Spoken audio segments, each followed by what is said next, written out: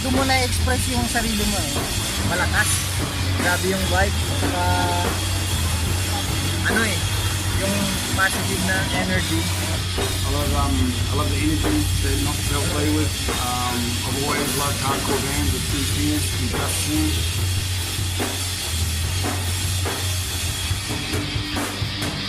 O kakaiba rin yung pakiramdam ng tumutong na sila kasi iba eh, iba yung feeling mo hanggang ngayon.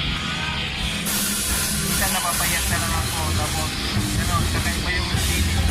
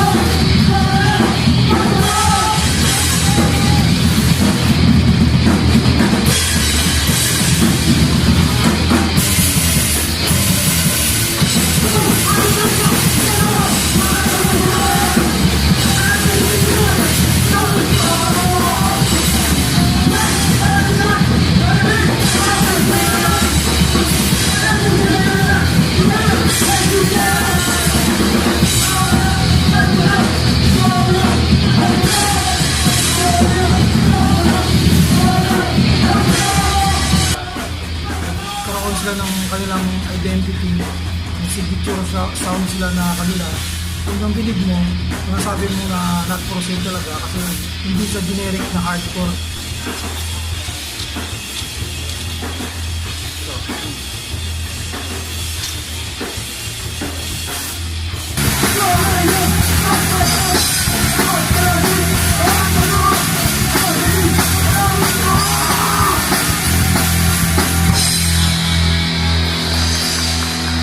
Maraming salamat!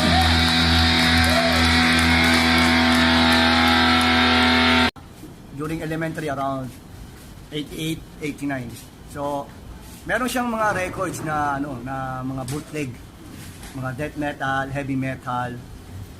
Yung iba mga nabibili niya sa mga record store sa mall. Then palagi ako nagpatambay sa bahay nila. So one time, meron siyang pinatugtog na tape. Anarchy in USA from I think Motley Crue. Tapos may pinatugtog na naman siya na Anarchy again, may title Anarchy in the UK, I think Anarchy in the UK, Anarchy in the USA. Same Anarchy title by Megadeth. So I became curious, no? Tinanong ko siya, sino bang original na kumanta ng Anarchy na yan? Then he told me na Sex Pistols. So that moment I decided to search for that band. I think in Alimol, I found this Kiss This. So when I got this album, I started listening. Then I was become attracted. No, it's like very it's really different thing. No, very aggressive, very like very different. Then later on, I found out about where he got all these bootleg records that he has. So he told me that he bought it in Cartiman in Recto. So I went there. Then I found these some stalls. I think it was Positive Noise or Hardstop. I can't exactly remember. Then I bought three cassette tapes. The DRI, I think is the Dealing With It, and 7 Seconds. Then Exploited live. So I was really excited. So I got these 3 cassette tapes. Then when I started playing this DRI, so the first song I heard, is the I Don't Need Society. So when I heard that song, wow, I was really blown out. No? Wow, it was really like very, very loud, very short, and the aggressive is like really high. The spirit, I like that. So since that moment, I was hooked. Then I decided I like to form a band like this. I want to play like short songs, like because I thought it is just like nothing. They just play the guitar with no tunes, with no pattern like that. So I think that this is so easy. This is so easy. So I will form a band like this. So from that I was inspired to form a group similar to DRI that time. So that's why we call our band like ABB, like same like 3 letters like DRI. Right? So then after a few months, then we changed it to N4S or Not For Sale. So that's the first time I heard like underground bands, no? So, Pedro, wala ko nakita sa Not For Sale. Hindi niya somewhere in Tondo. Yung mga Stukas, yung mga banda. Tapos, sunod nun, kasi dati parang ako lone wolf. Kasi mag-isa lang mga ng gig talaga nun. Type ko ng mga oy. Tapos, nung year 1999 nga tayo mag-New World, doon ko nakatayo sila Ben, For Sale. Ayun, mag-isa niya ako noon. Tapos nung huling nakasama nila ako nung gig sa noon. Sa may rooftop, yung mga tematic balang. Food 13, oo. Ayun, nung gabi din yun, sumama ko sa kanila. Kasi parang masaya sila kasama. I think it was 1999 when I first met Joel. So that time we call him Joel. So then there was this one guest from if I remember it, from France, no? Coche Bomba. Yeah, from France, Ivan from Coche Bomba. It's like an anarchist punk band. So we were hanging around in Recto. Then we just we hung around and drink. Then after that we went to Caloocan. So we continue our drinking session. Then Joel was there, no? Then when he was already like drunk, no? Then he started talking to Ivan. Then he started started speaking in English, no? And we were shocked, no? Because he was drunk and he speak really good English. So at that moment we call him the English dog. So that is the time when he became the English dog. So that is the first time I met him. We hung around.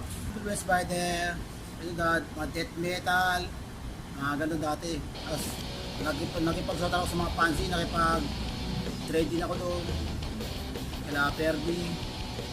Tapos hanggang sa pag-ano ko ng pansi, pag-ano ko ng pansin, subscribe ko. Nakakuha ko ng isang pansin ng sa local pansin siya. Nakita ko yung mga gig ng mga punk, mga oil. Yun kasi wala yung pag sa gig ng punk. Kung saan may gig, pinupunta ako kasi nakikita ko sa Kartima Recto yung mga flyers din. Pinupunta ko yun, okay dito, masaya dito.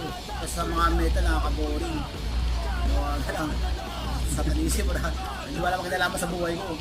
Ito talaga parang yung life struggle. Hanggang sa nalala ko yung Not For Sale. Ito mas malapit ito kasi ang mga kinakanta siya sa buhay nila. Ang talaga, ang pasipak. Tapos kaya lalo yung lifestyle, traveling. Yan ang gusto kasi kahit nung una pa naman talaga may travel ako mag-isa eh. Parang ayoko yung conformity, parang una pa lang kinu-question ko na yung establishment ng eskwelahan, yung trabaho na less of our life, almost 3/4 of our life, na-spend natin sa mga establishment. Tapos in the end, magiging sarap yung buhay mo. Pero bang gatong alternative na lifestyle, nakita ko yun sa mga Not For Sale, ayun. Sumama na ako ito, I belong to this, sabi ko, I belong to this. Namit ko na sila Ben noong 2009. Di ko pa sila kakilala, wala akong idea kung sino Tapos sabi nila Not For Sale lang, invite natin. Sige, supporta kami dyan, sabi ko. Kasi collective na kami. Tapos nagtataka ako nun mga sila, baga talagang bago sa paningin namin. Hindi namin naasahan na gano'n yung aggressiveness, yung straightforward, gano'n, yung action. Wala, talagang mula nung natapos yung gig, parang nag-observe pa rin kami na curious. Ito ba't ganun yun? Tapos in-invite niya ako dun sa center na ano, may festival. Tapos, by that time, parang lonely na ako noon. Talagang wala akong mapupuntahan. Pinalayas niya ako ng nanay ko. Talagang yun lang yung ano, sakto na nag-invite siya.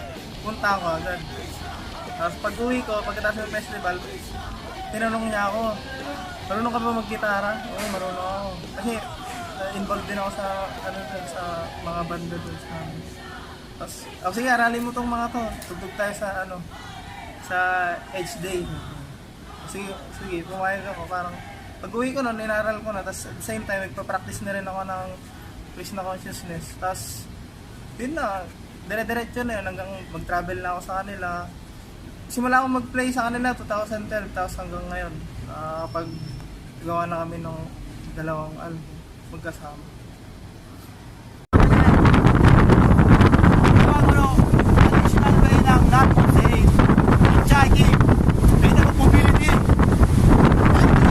Ride on! Nag-start kami magkaroon ng connection sa iba-ibang lugar nung nagsimula akong gumawa ng pansin. Sa Mindanao, sa Davao, meron akong contact doon. Kasulatan ko, ano pa noon, airmail. Wala pang mga social media noon.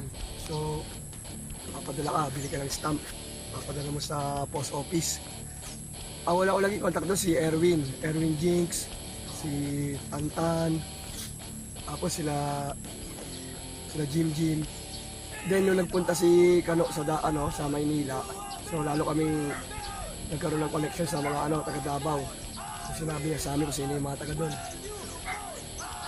Then nagkaroon din ako ng mga contact sa Lucena at iba-ibang mga lugar pa. So yung start kami nag-hitchhiking during around early 90s. Mga gig lang sa Metro Manila. Yung mga kasama ko, mga taga Marikina at Quezon City, Philippine Anarchy Tribes. So pag pupunta sila ng gig, nakikisabay lang sila sa mga jeep, nakikisabay sa mga bus, minsan sa truck pag wala na masakyan, lalo na pag gabi na. Ang pinakamalayo lang napunta namin noon, mga mga sa Rizal, madalas kasing gig natin sa Taytay Rizal, Tanay, Binangonan, tapos Taguig, tapos iba-ibang part ng Metro Manila, minsan Bulacan. Tapos yung nagkaroon na ng mga gigs sa probinsya, una namin yung pinakamalayo na punta, Lucena. I think 1995. So yun, nag-gigs lang din kami sa bus, nag-iusap lang kami, then sa truck, kung ano-ano mga dumadaan. So nung na-try namin yon, so kahit saan gig, pinupunta na namin. Then nag-start na rin magkaroon ng gig sa iba-ibang mga lugar. Gaya ng sa Pampanga, sa Tarlac, sa Baguio, sa saan pa ba? Sambales, kung saan. Then around, I think it was year 2000 1999, na nag-attend kami na pumunta ng Mindanao, mag-gigs lang. So ang mga nakasama ko noon si Pedro, si Pectus, taga Lucena, at si Jonathan, taga Lucena rin. So yun yung first time na mag-gigs kami ng malayuan talaga. So ito yung route na dinaanan namin. Nag-start kami sa Lucena, may gigs sa Lucena nun. So after ng gigs sa Lucena, doon na kami nag-start. So sumay kami ng truck hanggang maarating kami ng Matlog, Sorsogon. Then tumawid kami ng barge sa Allen Samar. Then hanggang maarating ng Liloan Leyte, tawid na naman sa Surigao. Hanggang maarating ng Davao. So first time namin na-meet mga taga Davao, sila Bitoy, sila Jim, sila Babo, sila Tantan, mga old punks ng Davao. So yun, pagkakita pa lang parang magkakakilala na eh. So walang problema, walang ilangan. Maganda yung treatment nila, maganda sila makisama. Respectful sila. Talagang brotherhood. So nagstay kami doon for few weeks. Then after that, bumalik kami dito sa Luzon, hitchhiking din. So yun, inintroduce namin yung hitchhiking sa Davao. Then from Davao, we went to Cebu. So, namit namin yung mga punks doon. Nung wala kami pumunta sa Cebu, wala silang idea about sa hitchhiking, food that bombs. Talagang totally mga punks. Karamihan ng mga punks, talagang wasted life. Dinala kami dun sa tambayan nila sa Hongkera. Nakita namin yung iba yung vibration, talagang parang parang napaka baba, low vibration dahil mga punks wasted. Lahat ng drugs sinusubukan nila. Tapos open yung open yung drugs. Over the counter. So nakita namin yung sitwasyon.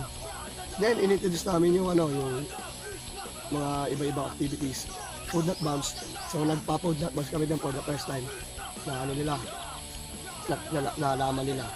Then sinabi nila namin para kami nag-travel, nag-hits lang kami. Kasi karamihan ng mga punk, mga walang trabaho, walang pera. So ganun din kami dati, kasi we are practically living in the street. So hindi ako umasa sa magulang ko, wala talaga akong source of income. And I gusto ko mag-travel, gusto ko mag-bisitahin lahat ng lugar. Gusto ko makita yung buong Pilipinas at gusto ko rin puntahan lahat ng gig. Gusto rin namin mag-tour. Yung lang, wala kaming budget. Kaya napakalaking bagay yung pag-hits. Kasi nagkaaroon kami ng chance of opportunity na puntahan yung iba-ibang lugar, makilala yung mga iba-ibang tao, mamit namin yung mga iba-ibang mga individual sa eksena. So, nagkakaroon ng personal communication, personal connection. So, na-develop yung relationship namin. Nagkaroon kami ng maraming kaibigan sa iba-ibang lugar. Kaya ngayon, kahit saan kami magpunta, pero kami pwedeng kami mag-stop over. May mga kaibigan na willing na i-accommodate kami. So, after that, yung inintroduce namin yung food not bombs sa Cebu, then yung mga taga Cebu, inintroduce nila sa iba-ibang lugar. So, itong tour na to, nalaman namin na kung gano'n na pala kalawak yung eksena ng food not bombs, kung saan nakaabot. So, maganda yung impact, positive. At least yung mga punks, hindi lang sila nakapokus dun sa inom, sa drugs, pagiging wasted. At least they are trying to do something positive to the society. So, we try to introduce something different. Yung mahirap kasi ang introduction ng mga punk ganyan Akala nila punk rock, magsuot lang ng mga punk na damit, bili sila sa mga shop, mangolekta ng mga stops, tugtog, talon-talon, sigaw-sigaw, inom-inom, gano'n lang. Hanggang doon lang. So, wala silang idea na meron pa palang mas malawak na pwedeng gawin. Hindi lang sa pagiging ganon. So, we try to introduce something different. So, yun. Doon nag-start yung FNB. Then sa around Metro Manila, nagpa-food not bombs kami sa Luneta, sa Maynila, sa Caloocan, at kung saan pa din inintroduce namin sa Laguna, Calamba, tapos sa Batangas, sa Pakil, Pangil, Lipa, saan pa, saan lugar, sa Baguio, kahit saan kami mapunta. As much as possible, we try to do something different. Introduce namin yung vegetarianism, introduce namin food not bombs, and all other different aspect of N4S lifestyle. Again ito ang sabi ni Balaram, mga taga dati kasi ang basic talaga yung ng communication, yung pagsusulat, pansin.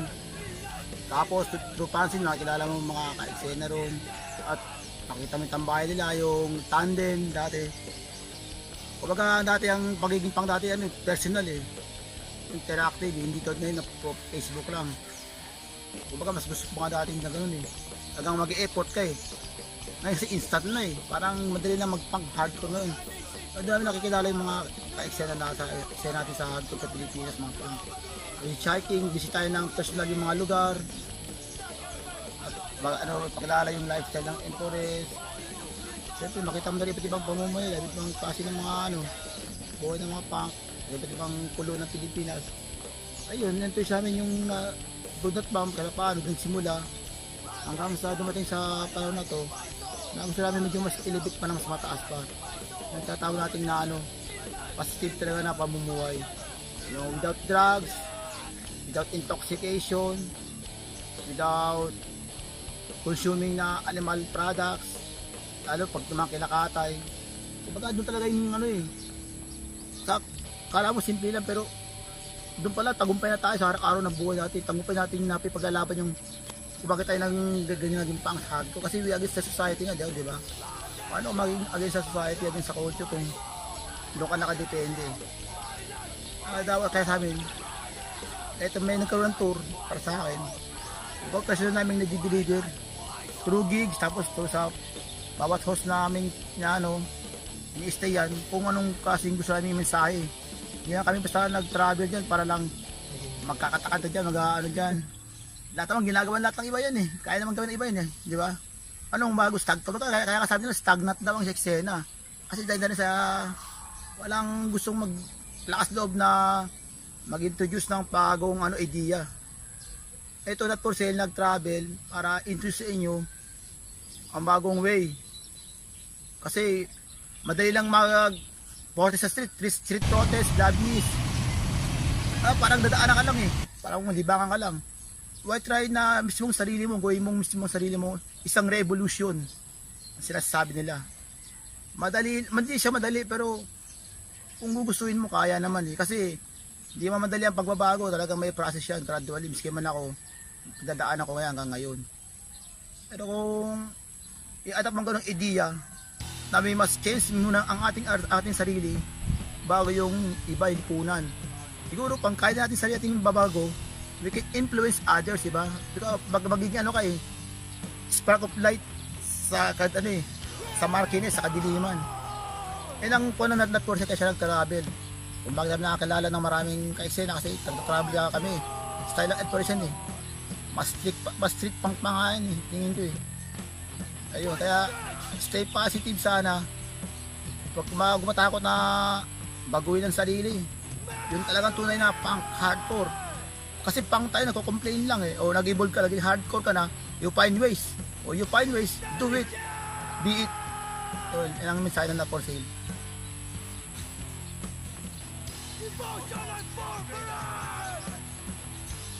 Nagta-travel lang yung not for sale, hindi lang naman. Kasi nanonotice namin sa mga gig. Pagkatapos tumugtog, mag-iinom na lang. Mag-enjoy. Hanggang doon na lang ba. At least yung not for sale, we try to inspire each other. Hindi lang kami nagta-travel para tumugtog, para inisip ng iba para magpasikat.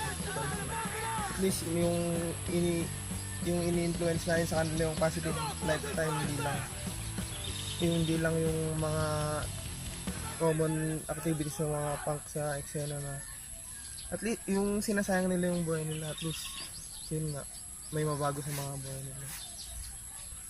Meat eating is literally damaging the earth. Before you create an pound of burger, it makes an hectares of land just to feed a cow. And also all the waste, all the energy, all the so waste. It's a complete huge waste just to eat a pound of burger.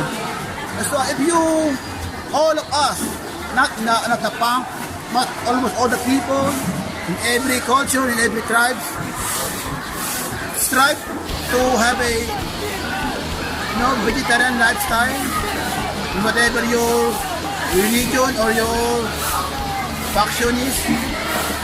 If you are the whole world, try to condemn the meat industry, maybe we have a better place to live in. It's only when I read the Divine Nature book, then that book was enough to make me, to turn me to become a vegetarian overnight. Because that book, it mentions about how the meat industry affects and the degradation of the environment. So meat eating is the number one cause why the earth is being destroyed, why the environment is being degraded because of the meat industry. Since we are involved in environmental struggles, environmental movement, so we wanted to be genuinely connected to this, to become environmentalists. Then, in some fanzines, I also read, do you think you can be, this is a quote, like, do you think you can be a meat-eating environmentalist? Think again. So, this statement and this book really struck me, no? So, overnight, I became a vegetarian. I totally avoided eating meat. It was around 1999, 1998, 1999. So, because we wanted to become environmentalist, real environmentalist, and that moment we become more connected to nature. So, I started writing a song about vegetarianism. It is called The Unseen Terror. So, the lines goes like this. We shout and scream about justice and peace. So many people, so many, especially punks, anarchists, activists, environmentalists, they are fighting for justice, for peace. We shout and scream about justice and peace. We march on the streets to fight for our rights. The slogans and flags a cry for freedom. So everybody is crying for freedom. Everybody is crying for liberation. So we can see the emblems and slogans, the emblem of A, E, and X. So there are so many punks, so many people in the scene. They are using this symbol, A, E, and X. The acts of liberation. And we are sick of war, hatred, and violence. So we heard so many songs about war, against violence. So many. In the punk hardcore scene, most of the lyrics are based on this type of theme. So many anti-war songs, so many bands who are making their album covers about war. But this is the last line in our song. But we gorge ourselves upon the dead. So in spite of this, in spite of the A symbol, E symbol, X symbol, and so many symbols, in spite of screaming about liberation, about freedom, about justice, and we gorge ourselves upon the dead. We are eating a dead body. So it's like a big contradictory. That's why we realize that what we are doing, it makes no sense. Because we are already involved in this different kind of struggle. At the same time, we are eating meat. At the same time, we are supporting the meat industry. So what we did, we totally changed our lifestyle, our diet. We become connected to what we are eating. We become connected to the food that we are eating. It's not just only like a simple vegetarian diet. Everything, all the process involved, from selecting the food, from buying from the local vendors, from local people, supporting local people. So we don't buy our vegetables in big supermarket. We're not a vegan, restaurant vegans. We're not a mall vegans. We don't eat in a Starbucks and McDonald's. Even McDonald's and Burger King, Jollibee, even if they have vegan options, even if they make a vegan burger, we will not eat there. We don't even eat French fries in McDonald's. It's not like that. It's more than that. Vegetarianism, veganism is beyond that. So we buy on the local people, we support them, then we cook our own food. So we would rather prepare to cook our own food and offer it to Krishna than to eat a vegan burger in a Burger King or vegan chicken in KFC. No, that is not the idea. That's not the whole thing. This modern trend of veganism is like a big joke, you know. They don't understand the real reason about veganism and vegetarianism. They think it's just a trend, it's just a fashion, it's just a status. So there's so much ego behind it. but vegetarianism is beyond all this trend and fashionable and all this trying to look like better or better than those non-vegans. And even these vegans, they are against those who are vegetarians. So they don't know the real thing. So by reading this divine nature, I became a vegetarian. Food Not Bomb was started in 1999, I think. Because back then, the idea of non-violence culture. The Food Not Bomb idea is about pwede nga opposed to a present system that is based on violence. We cook vegetarian food to show protest against violence in our society, because you wouldn't notice, you wouldn't know that it's only a food, a necessity, but where do your food come from, it has a process. Lagi na kayo tinutugtog. Siguro yung Food Not Bombs Kasi para sa amin very dear siya Not just because kasi yung kanta namin na Food Not Bombs, it's not only a song about distributing food. It is more than that. It is a very deeper song. It's about vegetarianism. It's about peace. It's about solidarity. It's about life.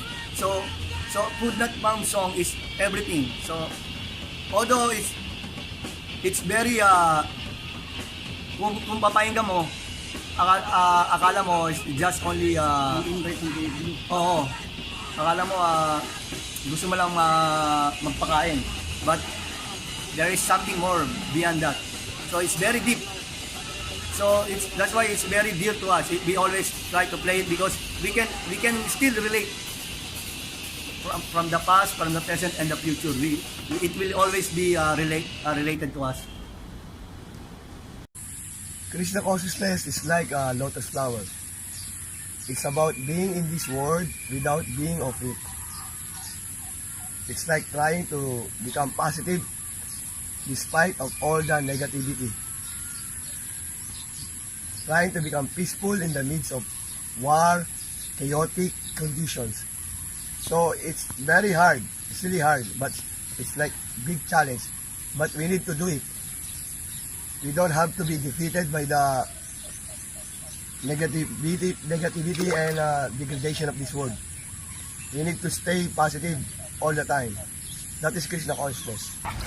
I'm beginning not to eat meat, not to take intoxicants. So it's so very hard because it's a tradition, a culture. At first, it's hard to change your ways because as I said, all habits die hard. But then in the second sentence, he has to die. So this thing must have died. I can totally give up this thing because no matter how hard it is, if you have a perseverance, a strong conviction and intention in their heart that you have to give up something that is not good for us. If you fight with your own self, you can fight the system. It must have to be start within us. So I thank Balaram for pursuing his dedication to Hare Krishna movement. It's not hard. It is not easy to give up all your old vices and old ways, but in the long run, it will ultimately die. So there's a hope. There's a hope in this world. There's a change. It must have been start within ourselves. May tumatak sa akin na verse dun sa Bhagavad Gita nung nabasa ko yun. Bhagavad Gita 6.6. For him who has conquered the mind, it is the best of friends. For him who has failed to do so, it will remain his greatest enemy. So nasa isip mo lang yan kung ikaw control mo yung utak mo, maging positive lahat ng gagawin mo. Nasa sa'yo lang yan. Kung hindi mo makakontrol, at the same time, gagawin mo ng discipline yung sarili mo. Hindi mo siya magagawa ng ano. Kasi marami tayong maraming excuses na, hindi ko kayang gawin yan, dito lang ako. Pero kaya natin gawin yan. Basta meron lang tayong motivation, at the same time, discipline para magawa yun. Kaya nung tinlamit ko yung yung Hare Krishna, yung sila Ben, sila Manay sa N4S, sila naging sa nakita ko sila very sincere, at least at the same time pinapractice nila yung pinipreach nila. Andun ako sa searching for the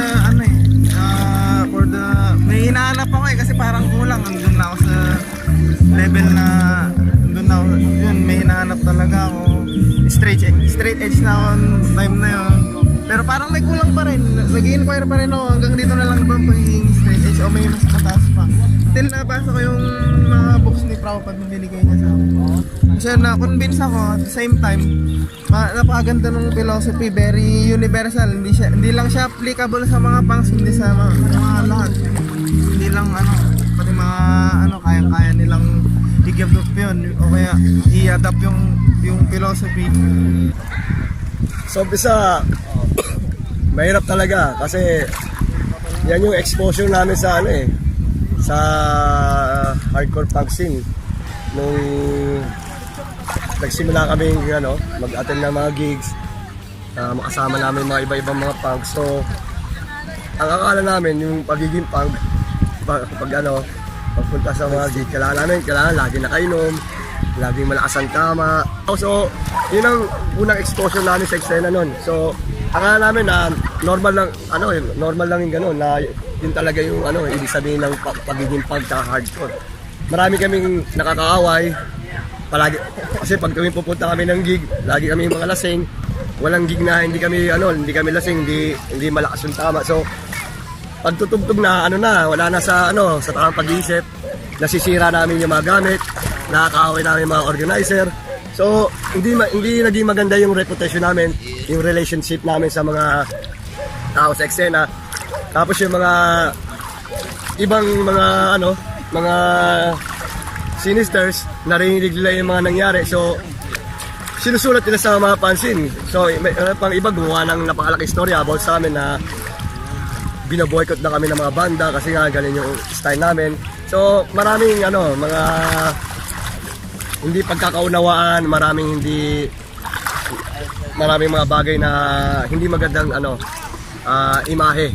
Personally, na-realize namin na hindi maganda as sa personal na pamumuhay namin tsaka yung as a relation sa community. So we decided to look for something better, something else to do. We are highly influenced when we read the books of Srila Prabhupada. So yun talaga yung 100% na nag-convince sa akin. At sa iba kong mga kasama na i-give up namin yung intoxication.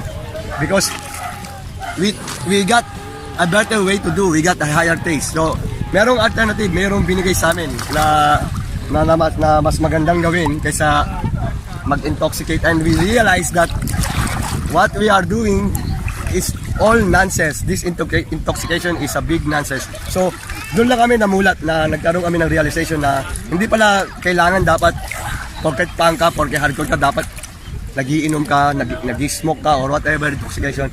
Hindi pala ganun.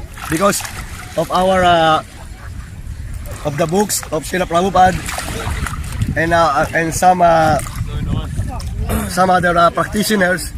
So we finally gave up.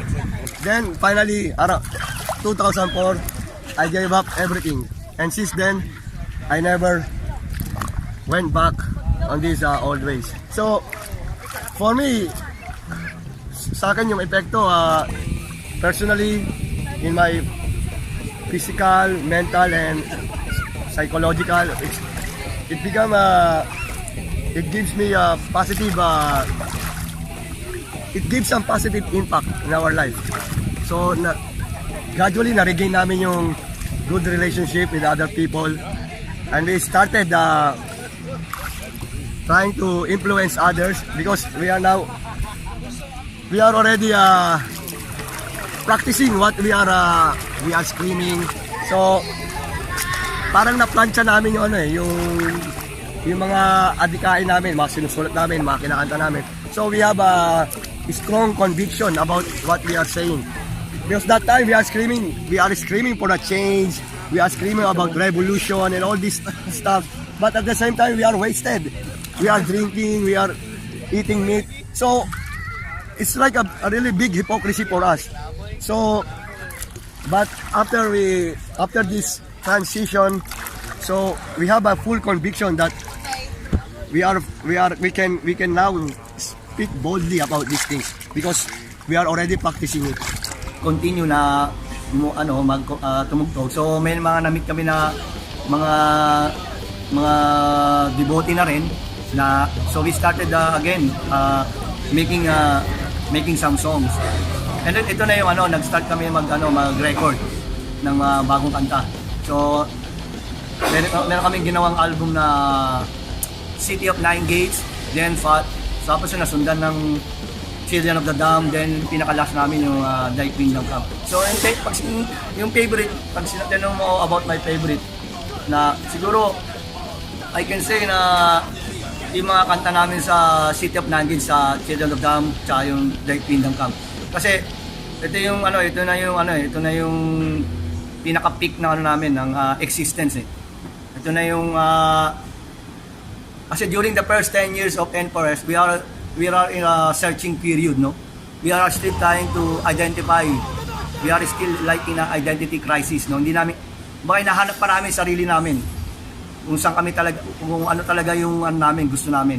So, after that 10 years, then dito namin na realize where we belong. Kung ano talaga yung magbigay sa amin ng ultimate satisfaction. Yung last gig kasi namin sa Laguna, farewell gig namin yun. Kasi papunta na ako ng India, so hindi namin alam kailangan makabalik. Then halos lahat ng kabanda, member ng banda, nag-asawa na lahat, may mga anak, almost the same year. So we are not sure kung makakatugtog kami o hindi. So that's kaya we decided to do a farewell show in Laguna around 2016 because everything is uncertain. We don't know where we're gonna play again, or we knew in our heart that someday we will play again, but we are not sure when. That's why we decided to have a farewell show, just to give some little some drama. Then after 3 years, exactly 3 years now, so we decided na it's time to play again, and not just to play, but we decided to have a tour around Philippines. So this is our first time to tour around, like playing in Visayas and Mindanao. We've been to Mindanao for some time, long time ago. We played there some shows also in Cebu, but this is the first time where we're gonna play for continuous days in Visayas and Mindanao. So this is a very special tour.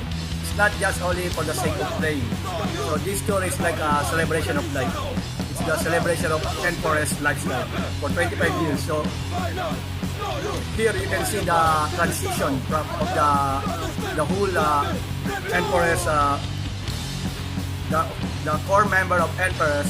So we gone through the different transitions. So it's that's why we call it the tour of revolution or tour of evolution. So it could be on the same way. So this 25 years a celebration of life, N4S life. It's also the time for reconnection. So we wanted to be reconnected with our old friends, old comrades, and all those who are directly or indirectly involved in N4S and have been touched by our lifestyle. Those who have been influenced and inspired. So this is not just like an ordinary tour, like playing music and that's all. So we want to give some inspiration. We want to be reconnected. We want to uplift.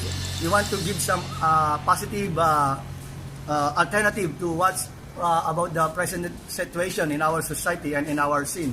So we try to give something different, something something that people could change their heart, could give them transformation, life transforming experience. So this is a different kind of experience, no? It's not just a tour. It's like it's a package journey. Everything you will experience is whoever we met along the road, along the way, whoever go along with us, whoever accommodate us, they will experience the outright demonstration of our lifestyle. So this is a very different kind of tour. So this is very special for us. So we will going to travel around almost the whole major islands in Philippines, like Luzon, Visayas, and Mindanao. So hopefully we will try to do it like as much as possible, as long as we have the energy, as long as we can make ourselves available. So it's always a part of our life that playing in a hardcore punk gig, you know. They will never take that kind of spirit. Take it out from. They will never take it out from us, no. Ako nga pala si Manohar Das.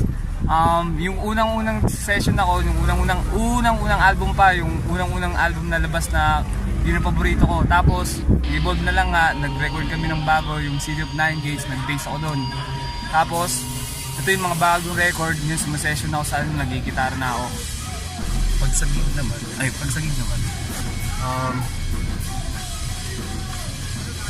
static eh. Parang iba yung well, kasi ginakanta, parang ganun.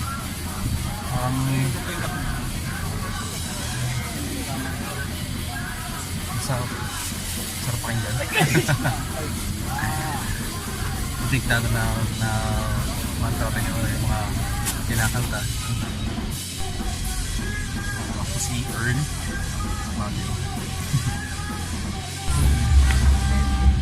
Volleyball, ako si Bal Gopal. Ako po ang nag-drum sa Not For Sale. I've been with the crew since 2007, 2006. Hare Krishna.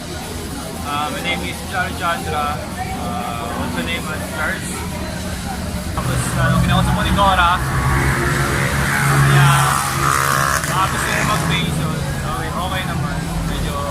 Medyo marunong naman ang konti. Kasi okay. Hanggang ngayon, tinuruan nila ako ng mga diskarte. Meet ko si Ben sa tandem. Tapos sobrang kulit. Tapos nubuli ako hanggang sa kalapit kami. Yun na anoan ko yung paano diskarte sa Manila, yung pag-hits, iba pa. Saka yun na, palaging tour ng tour. Hits lang pala, akala ko yung unang hits.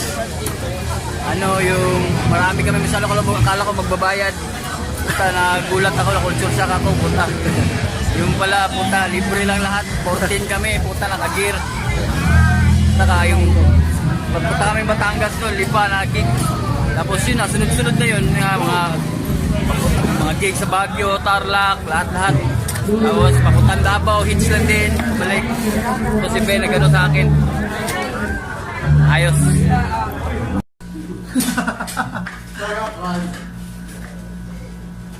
Kung ako makita Not For Sale si Ben sa Bacolod, mga estimate ko 2006, 2007, nakikirtan sila sa downtown area. Tapos may kasama sila noon, matandang babae na devotee. Tapos parang na-shock ako, na-shock kami ng mga kabanda ko na nakita namin, parang iba yung dating nila. Tapos nag-usap ginausap namin si Ben. Nagtanong siya kung saan ginipupunta. Timing din, nakita siya namin, may tignon. In-invite sila namin papunta sa gate. Tapos dumating din sila nung gabing yun. gusto nila tumugtog on the spot. May mga dala pa silang dalawang sakong gulay. Gusto nilang tumugtog pero yung gig kasi pinahinto noon. Kasi medyo culture shock pa mamayari ng bar sa yung time na yun. Balaram's wife is my god sister, so we connected, and then she told me about Balaram, and yeah, went from there. Yeah, it's been amazing. I came to the Philippines last year, and it was really tiring and hard. This time it's been fun, it's been easy. I've been playing in 2 bands every night, and it's just really great.